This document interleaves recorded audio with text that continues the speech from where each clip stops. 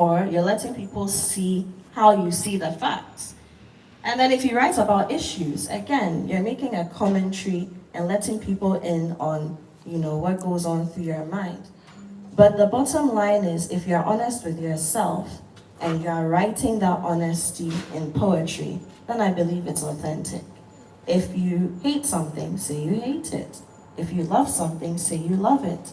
If something upsets you, say it upsets you. And the most authentic poetry, the most authentic writing, the most authentic art, those are the ones that get people's attention. The ones that cause rallies on streets. Those are the ones that push people to join and fight for something or to embrace something. So it is very possible.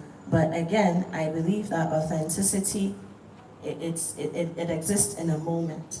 And the true mark of a poet worth his or her salt, I think, is captured in that authenticity in the moment. Yes. I think you've done well with your answer, even though it was difficult. So let's cap it with a poem, and then we'll go over to Lisa. She tells us what she thinks about it and also gives us a poem. Okay, so this would be a poem that speaks to authenticity. Or, Martin? Yes. Okay.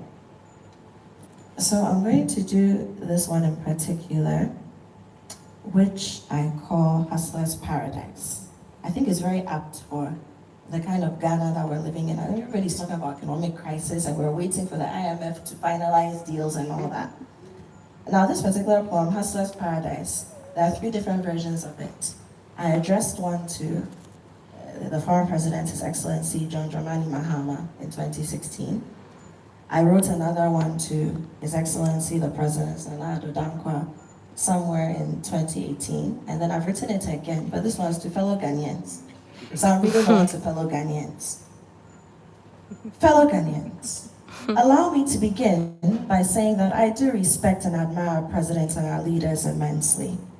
Unlike many Ghanaians, I believe that our president, regardless of our individual political affiliations and sentiments, deserves our respect. After all, being the head of state of a nation could not possibly be a walk in the park.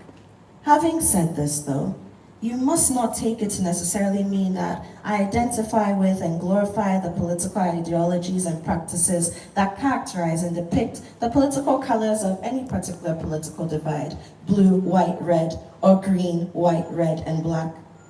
Additionally, quite frankly, none of the known political contenders has proven to me that his or her camp would make a significantly better alternative for the Ghana that I love so deeply.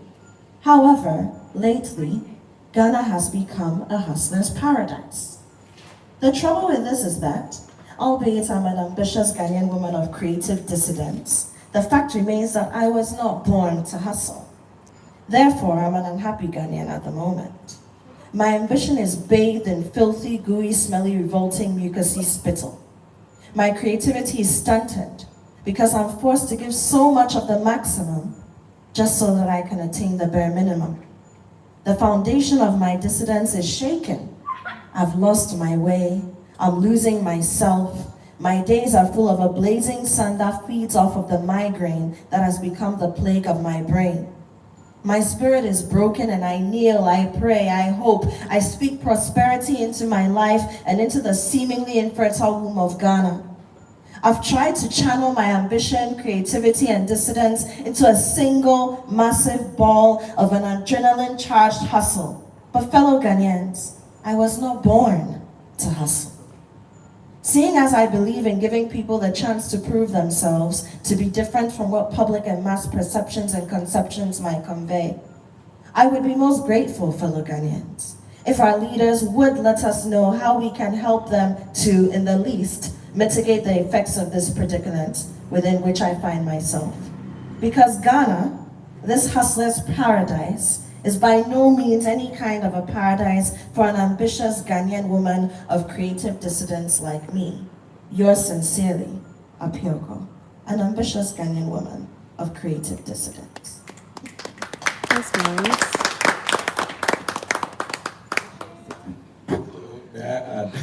we all were not born to hustle, so we feel your poem. You know, there's this other thing about authenticity that came up in my mind, and it has to do with the fact that if you're actually representing yourself, you know, there are all sorts of creepy crawlies hidden somewhere, and you know, all the time you are trying to present, and you know that there are things that you may want to have hidden.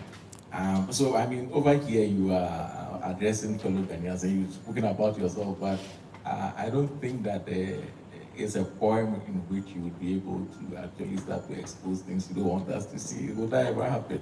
No, I mean, it's there. And Yeah. even in this poem, I mean, saying that I was not born to hustle, and it's something that I'm never ashamed to. I didn't grow up in a, and when you talk about hustling, I don't have that story. You know how every artist is supposed to have a hustler's story in their background? That's not my story. And a lot of the time, I found that creatives, in order to sound cool or to have some more grit to their work, they assume a hustler's character. That wasn't my story. My parents, I mean, my mom from a very affluent background, so she didn't grow up hustling, quote unquote. My father lost his father, so my paternal grandfather, very early, but because of education, bounced back from that. I went to some of the best schools. I had a lot of exposure. So I don't have a hustler story, quote unquote, you know. And it's difficult to talk about that. It's difficult to stand in a public space and admit that, because then people, especially, I'll say it here and now, we live in a culture where people shame people for wealth. We want wealth, we want prosperity, but we shame people for it. You know, you're that be. You there, Debbie, how did he leaves? You know, as if to say that eating a salad, you know, it makes you a better person than eating your kinke and your corn, which I love. Anyway, I love my corn and my kin and my shito, you know. So it's also taking me a point to get to this point where I write some of these things. But then I'll say that what it has done for me is, because I know the kinds of circles that I was raised in, that I have access to, I take some of the stories of the hustle, of the reality, of the things that your average middle class or upper class Ghanaian would not experience, put it into poetry, and then carry it to these people, so that they also get to see, like I said, that's full-sided picture that exists of the country and even of the world, because a lot of the time some people don't even know what's going on in the world. They're living in a bubble. So that authenticity is there. And then again, you need to have some big guts and balls, or the JJs, to write. This is what we call an epistolary form, in the form of a letter to a president. And when you say fellow Ghanaians, everybody knows who you're addressing or who you're referencing. And that takes a lot. And I've performed this on stages, you know, where political actors were sitting in the audience and they heard it and they would laugh, but I know that they'll go and think about it later on. So that's the kind of authenticity that I wanted to present through this book. Fantastic, but I can't agree with you more, you know. We're not born to hustle. So, Lisa, I want you to share with us a poem, and maybe you can give us some comments on this theme and share with us a poem in response. Yeah, sure. So I didn't think I've actually got an awful lot to add to what Akio has said. I think I completely agree with all the points you mentioned about authenticity changing and shifting, because obviously we as people change and shift. I completely agree with that, and also the importance of honesty, and it's about capturing the moment. So I totally, you said it so eloquently. I can't really add to that, but I guess for me, there's also the issue of being a Black British writer in a predominantly white industry, in a predominantly white country. So I think for me, it's been, you have to be wary of tokenism and stuff like that. So, you know, you can have people sort of, I don't know, sort of wanting you because you're a Black writer. You know, so you're upping their diversity or whatever. So you have to be sort of really conscious of that and really careful of that. But I don't think I've let it stop me sort of saying what I want to say, I guess, and just being who I am. I am very honest, like pathologically so, so very open about stuff. I've had a very different experience of life upbringing than you did. So yeah, my experience was quite unconventional, really. So I grew up in various poverty at various times, with a single mother at various times, and just sort of not having a community around me really, I think, sort of made me really struggle with my identity. So I think the poem I wanted to read is from my collection, and it's called, I don't know if this will reverse it or not, I think you might see it back to front, but it's called How to Wear a Skin, and I've got the artist, I commissioned an artist to do a drawing of a woman with the southwest sort of countryside English landscape embodied in her, in her skin and her hair. So I really wanted it to represent the sort of, people of African heritage and Asian heritage that live in these very white, rural, traditionally English spaces. So the poem is called One Girl, and I wrote it after a poem by a poet called Helen Frame, who wrote about Four Girls, her poem is called. So this was about my experience of being a mixed heritage teenager, having moved to Devon in England, which not seeing anybody around me more than white for about 3-4 years, like at all, other than my siblings. So I really struggled with trying to make sense. When you're a young person, you're trying to create your identity. You don't know what to wear. You don't know how to, you don't know how to do your hair. All that kind of stuff. So I really, really struggled with trying to figure out who I was. Still am trying to figure out who I am to some extent. So One Girl. Her hair is butterscotch angel delight. Sorry, her skin is butterscotch angel delight, and her hair a nest of spun burnt sugar, and her eyes espresso shots, and her best feature. And she's free as a gull in the sky. And she's 17 like festivals in Cornwall, and smoke-filled tents and mud and ease. And she's sad like George Michael on the radio at Christmas, and Snoopy's ears, and her mum's eyes. And she's come through adolescence like a big dipper, and she's tired like old slippers, and scared like Freddy Krueger's fingers. And she laughs like her heart's made of steel. And her face is a harvest moon in a navy sky, and she's wild like bulls on the moors, and delicate as spiderwebs at dawn. Her hands want other hands to hold them, and her lips are big like goldfish, and her legs are lumps of clay and nothing like a model's, and her belly's soft like kisses, and her heart is blue blown glass. And one man, like a black-eyed starling, digging for worms in the dawn. So just for sort of a bit of context, this does refer to some of the racism I experienced in the 80s when 70s and 80s when people would say derogatory things about my appearance, about my lips, about my skin, about my shape, all that kind of stuff. So I'm sort of really referring to that, the sort of Eurocentric, very strong ideal of what a woman should look like, back in those times. And it had a really, really big impact on myself and other young girls in that situation as well. I one of the things I find curious about this poem is I would call them similes. I mean, you are the English person, but the thing is, in expressing a poem of self and identity, there is a heavy use of comparison. Like this or like that, like this or like that. In other words, it does appear that the persona, let's say, is attempting to use different items in order to emphasize their own existence and identity.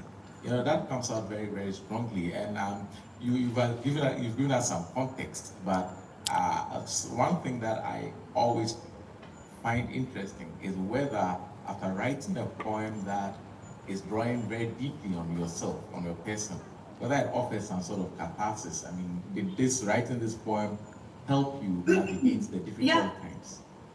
Yeah, absolutely. And I think that through writing poetry, I was able to say things to people that I could not physically say. I couldn't physically say to my white friends, "You have hurt me, this is what it actually feels like to be of Ghanaian and English heritage and live in this space at this time." So writing poetry gave me that voice, and I suddenly didn't feel afraid. I could put it on the page, and I didn't feel afraid. So it did feel, and it still feels, incredibly empowering to be able to have that voice. And it is healing. It does feel healing as well to be able to talk about the experiences. And if you could hold up the book again so we could see I think you get the mirror. I think it goes the wrong way round. No, we can see the right way. Yeah, how to wear a skin. I can see it the wrong way round. Okay, how to wear a skin, yeah. Yes. Okay, so we don't have copies of this particular book, but I'm sure it can be ordered online. However, we do have the book that is published by Flip I, which is She Can Still Sing. I think we have a few copies on there. So those here who want a copy, you can buy a copy for yourself. I think that we can move now to you. I will not be the one to talk about the books that I see here. I mean, I hope that you bring it up yourself. But now we want to talk about the idea of masks, which I feel that is more natural. And just like you mentioned about authenticity, kind of depending on time, you know, I feel that a lot of the time, what we present to the outside world actually depends on the circumstance. And therefore, it may be the fact that we are always wearing some sort of a mask. And how do you represent this in your poetry? You wear a mask when you write your poetry. A lot of the time I do, especially because I am, taking on people's emotions and experiences and presenting them. And sometimes I that ironically, to be able to do that as authentically as possible, She says that. then I will have to really put on wear the skin, to borrow skin from Louisa, wear the skin and, put that into the work. But I also play around with the concept of masks a lot in my work, literally. So I've got a number of poems. You're talking about these poems or these books. The Matriarch's verse is here, and this is published 2019. It's got a number of pieces in there that play with the concept of mass. You'll find that again in When the Person Who's Called COVID Came, and even the cover. This one is not out yet. I mean, it will be out in a month or so. But this collection of COVID experiences and emotions beyond the statistics beyond the numbers. Even the cover page, there's a bit of a mask theme going on there. So as for mask, oh yes, we are constant, too many, too much, but we're